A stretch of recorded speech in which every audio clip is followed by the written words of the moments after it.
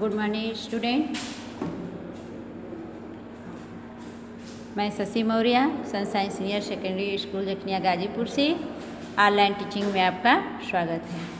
देखिए, इससे पहले वाली वीडियो में मैं आपको व्याकरण पढ़ाई फिर एक कृतिका की बुक है, हिंदी कृतिका भाग 2, ये आपको पढ़ना है। इससे भी आपको परीक्षा में 4 नंबर का प्रश्न पूछा जाता है। ठीक, तो सबसे पहले आज हम शुरू करते हैं पहला चैप्टर जो है माता का अंचल। माता का अंचल, अंचल का अर्थ होता है आंचल। आंचल अर्थात आप यह कह सकते हैं माता का गोद। यहाँ अंचल का अर्थ होता है आंचल, लेकिन यहाँ पर आप गोद से, अंचल का अर्थ गोद से लेंगे। ठीक, तो माता का अंचल देखिए शिव पूजन सहाय द्वारा ये लिखा गया है। सबसे पहले हम शिव पूजन सहाय जो लेखक हैं, इनके हम जीवन परिचय के बारे में जानेंगे, फिर इनकी रचनाएं, इसके बाद भाषा शैली, फिर इसके बाद हम पाठ को शुरू करेंगे। तो आइए सबसे पहले हम शिव पूजन सहाय के बारे में जानें। किनका जन्म कब हुआ था, ये कौन कौन सी रचनाएं अपने जीवन काल में किया है। ठीक, तो आइए चलिए देखते हैं।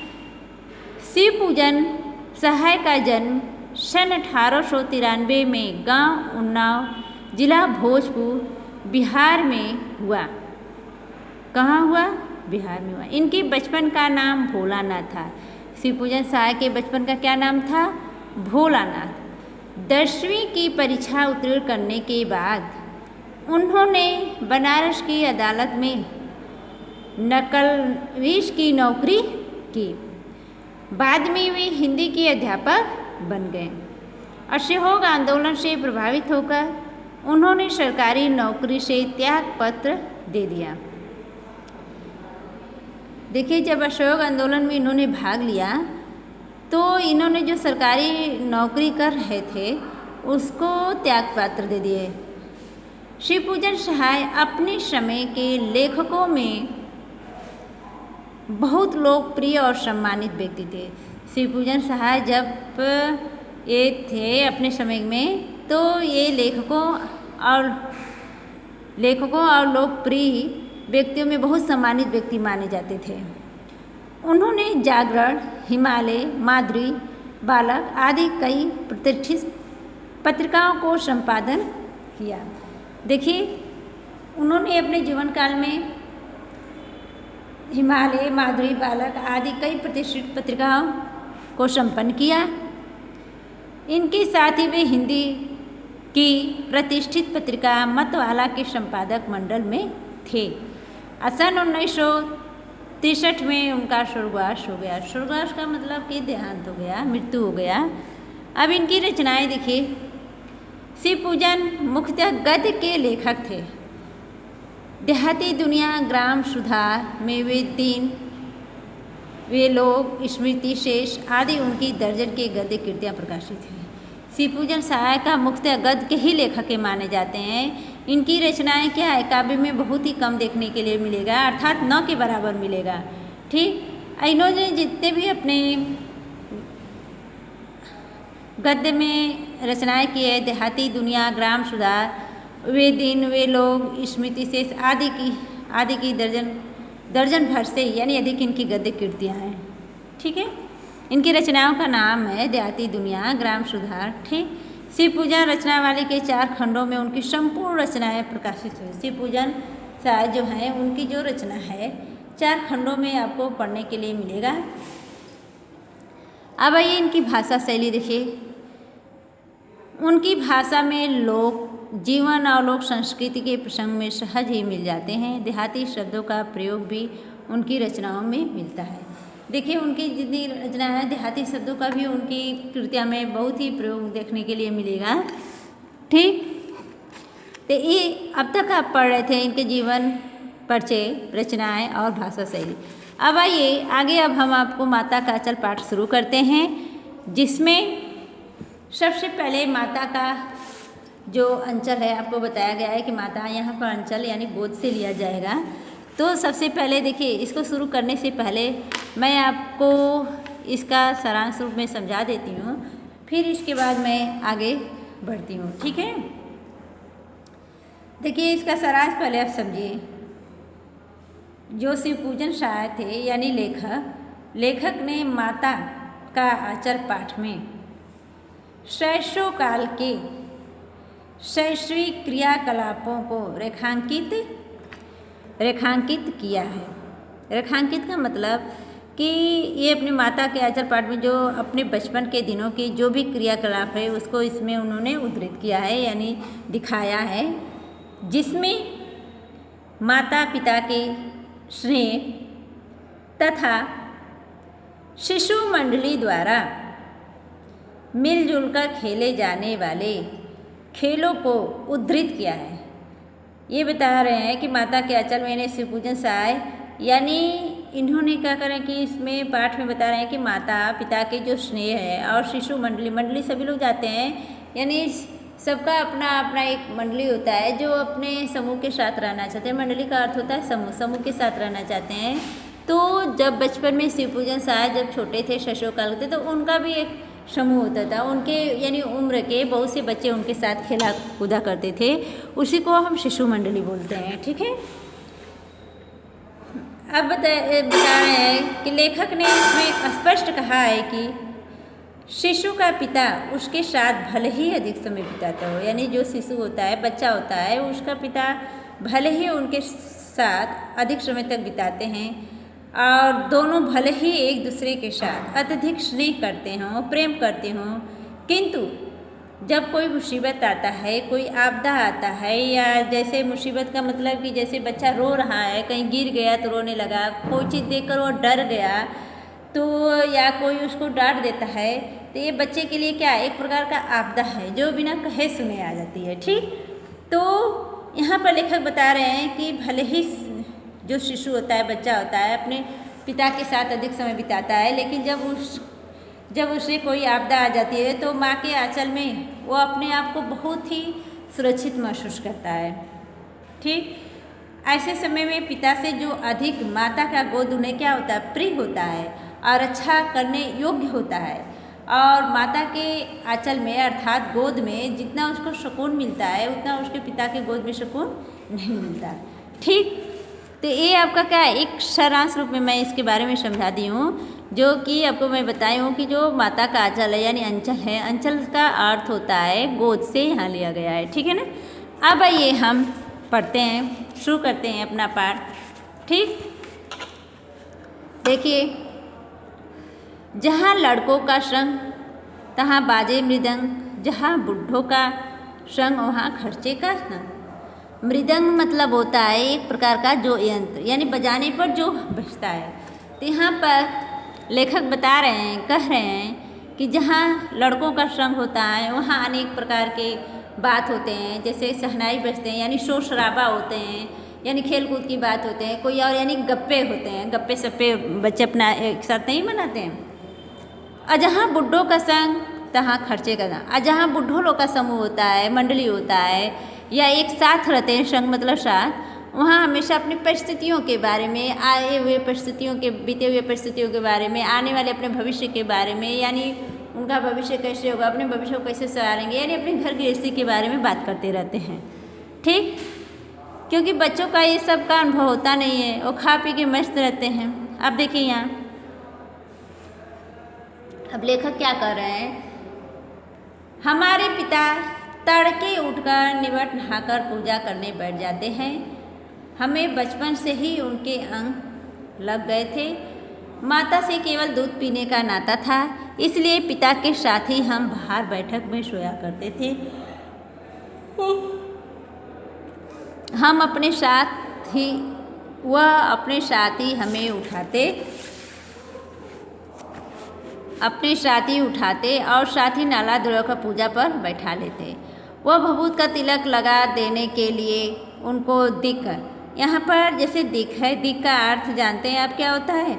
दिक मतलब परेशान करना, दिक का अर्थ होता है परेशान करना, यानी उनको दिक करने लगता था, परेशान करने लगते थे। और वो हंसकर कुछ सुलझाकर और कुछ डांटकर वो हमारे चौड़े लिरार से त्रिपुंड कर देते। त्रिपुंड का अर्थ होता है कि एक प्रकार का जो तिलक लगाया जाता है, जैसे चौड़े हाथों से लगाया जाता है कि आपकी चारों उंगलियों के निशान उस पर जिस पर बने रहते हैं उसी को त्रिपुंड कहते हैं। हमारे लीलार में भभूत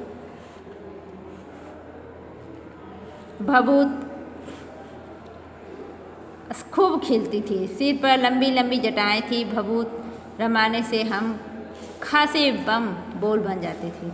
अब देखिए यहाँ पर अब लेखक क्या कर रहे हैं कि हमारे पिताजी तड़के यानी हमारे पिताजी यानी तड़के मतलब जल्दी उठते थे और मतलब शौच और नहा धो कर पूजा करने बैठ जाते थे। और हम बचपन से जब हम छोटे थे तभी से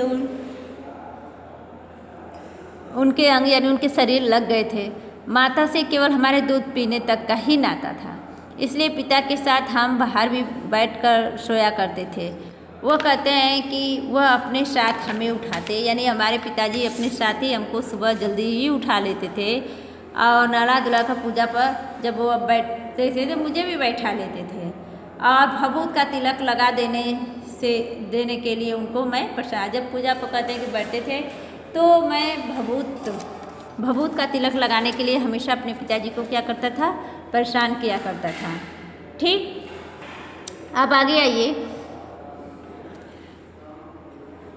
और जब पिताजी हमारे ऊपर हमारे जो ललाट होते थे वो बहुत ही चौड़े थे और जो त्रिपुंड मतलब एक प्रकार का जो तिलक लगाया जाता है, जैसे हम चारों उंगलियों को लगा देते हैं, चारों उंगलियों का हमारे सर पर निशान हो जाता है, उसी को हम क्या बोलते हैं, त्रिपुंड।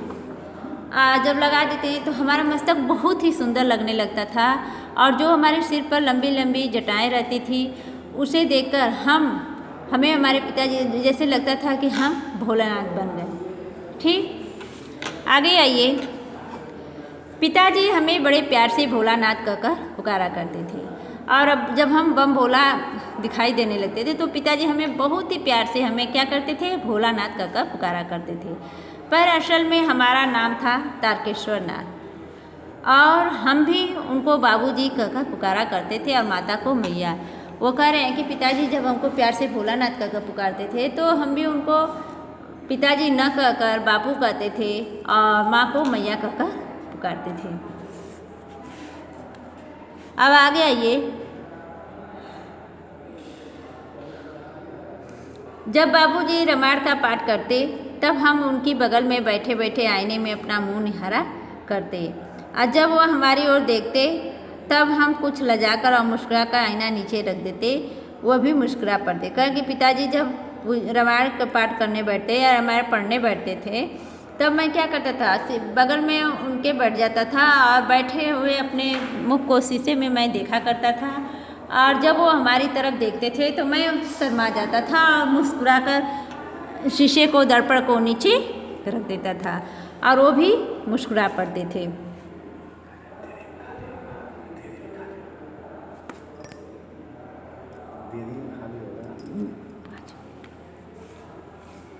पूजा पाठ कर चुकने के बाद आगे देखिए, पूजा पाठ कर चुकने के बाद वह राम राम लिखने लगते।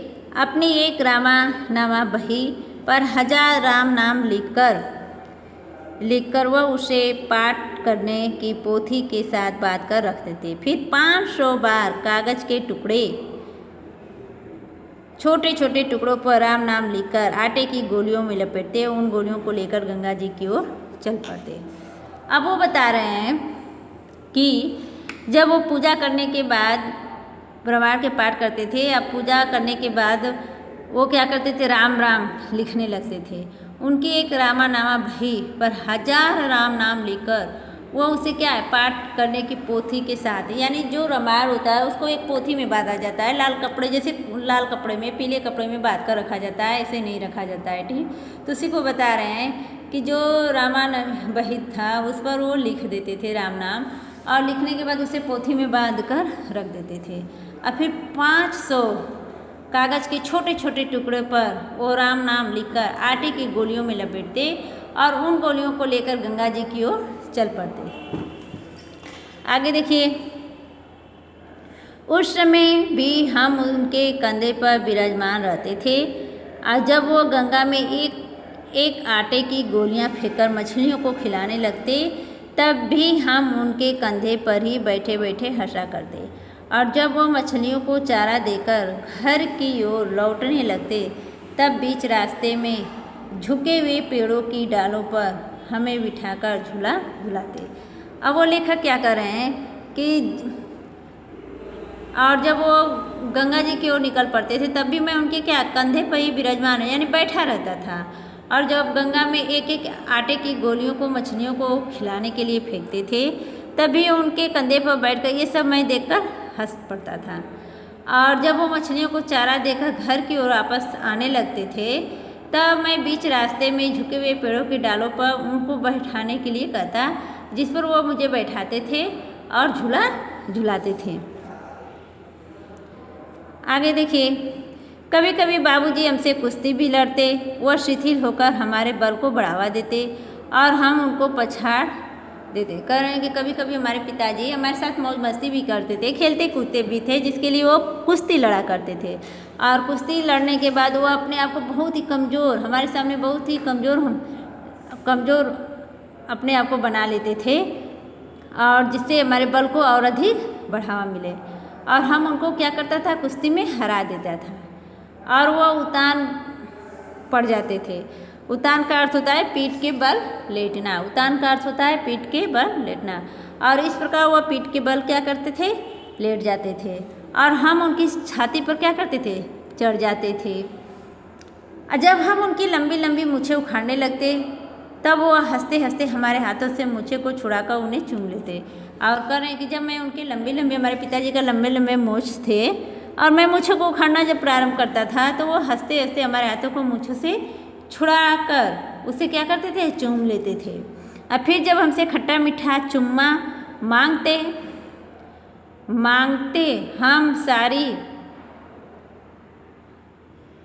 तब हम बारी बारी कर अपना बायां और दाहिना गाल उनके मुंह की ओर फेर देते।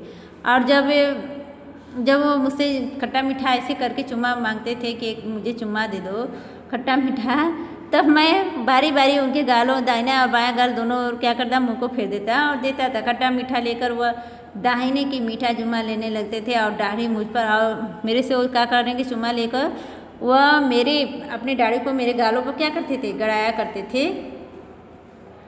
और मेरे जो उनके जो करे हमारे जो गाल थे बहुत ही कोमल थे और उनके मुँह को हमेशा वो गड़ाया करते थे।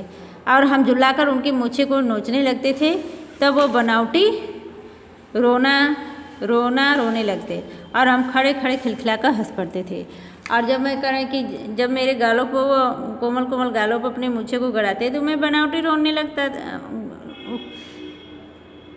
उखाड़ने लगते। तब मैं क्या करता था, तब मैं उनको मूछों को उखाड़ने लगता। जब मैं मूछों को उखाड़ने लगता तो वो हमारे हाथों को हटाते और बनावटी रोने लगते थे। और जब वो रोने लगते थे तो मैं क्या करता था, खूब खिलखिलाकर हंस पड़ता था। ठीक, तो आज के वीडियो में यहीं तक, फिर हम नेक्स्ट वीडियो में मिलेंगे। तब तक के लिए धन्यवाद।